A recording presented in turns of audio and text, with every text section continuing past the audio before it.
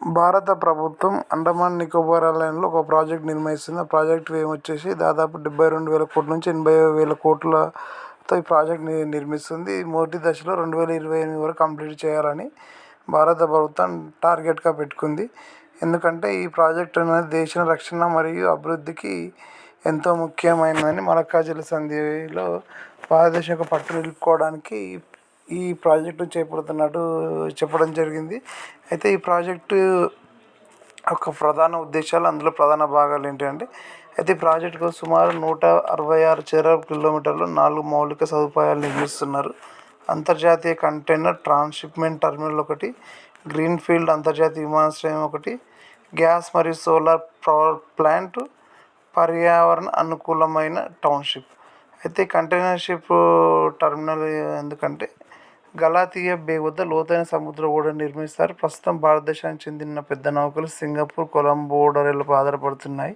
So ఈ కొత్త terminal నిర్మిస్తే వారిపై ఆధారపడడం తగ్గుతుంది, మన దేశం డైరెక్ట్ ఆగుతాయని.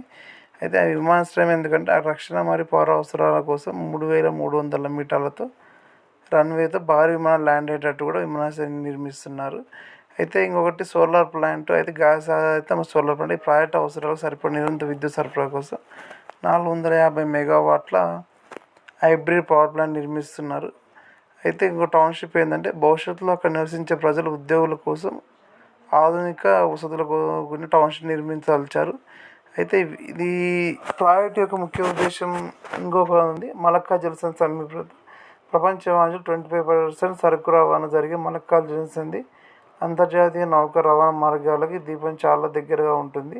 హిందూ మహాసముద్ర ప్రాంతంలో చైనా ప్రాబల్యం అడ్డుకోవడానికి మరియు భారత నౌకల వైమానిక దళాల రక్షణ సామర్థ్యం చేయడానికి ఉపయోగపడుతుంది.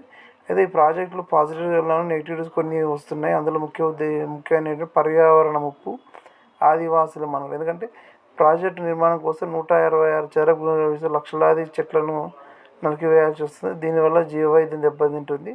అయితే ఈ ద్వీపంలో శతాబ్దాలుగా బాహ్య ప్రపంచ సంబంధం లేకుండా జీవిస్తున్న షోంపెన్ తెగ, నికోబార్ అంతర్గత గిరిజన తెగల ఉనికి ప్రమాదంలో ఉంటుందని విమర్శిస్తున్నారు. ప్రభుత్వం మాత్రం పర్యావరణ నష్టాన్ని తగ్గించిన తగిన జాగ్రత్తలు మరియు ప్రత్యామ్నాయ పెంపకొండ చర్యలు తీసుకొని స్పష్టం చేసింది.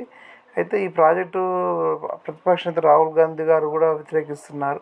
ఎందుకంటే ఈ ప్రాజెక్టు వల్ల పర్యావరణం దెబ్బతింటుందని, పగడపు దిబ్బల వినాశనం అవుతుందని, గిరిజన హక్కుల ఉల్లంఘన అవుతుందని మరియు కార్పొరేట్ ప్రయోజనం కోసం క్రోనీ క్యాపిటల్ ఆరోపణలు చేయడం జరిగింది.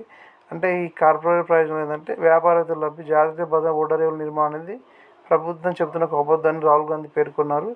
క్యాసినోలో కూడా ఈ ప్రాజెక్టు యొక్క అసలు ఉద్దేశం ఏంటంటే రక్షణ రంగం కాదని, ప్రముఖ వ్యాపారవేత్త లగ్జరీ హోటల్స్, వినోద కేంద్రాలు క్యాసినో నిర్మించుకోవడానికి ఉపయోగపడాలని చెప్పారు.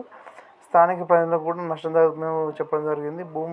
తరతరాలు అక్కడ నివసిస్తున్న గిరిజన తెగలతో పాటు దేశ రక్షణ కోసం ప్రభుత్వం గతంలో అక్కడ పునరావాసం కల్పించిన మాజీ సైనిక కుటుంబాలకు సరైన నష్టపరిహారం తమ భూముల కోల్పోయి రాహుల్ గాంధీ ఆవేదన వ్యక్తం చేశారు. దీనిపై దేశవ్యాప్త అవగాహన పెంచడానికి కూడా నికోబార్ మ్యాటర్స్ అనే ప్రచారాన్ని కూడా ప్రారంభించారు.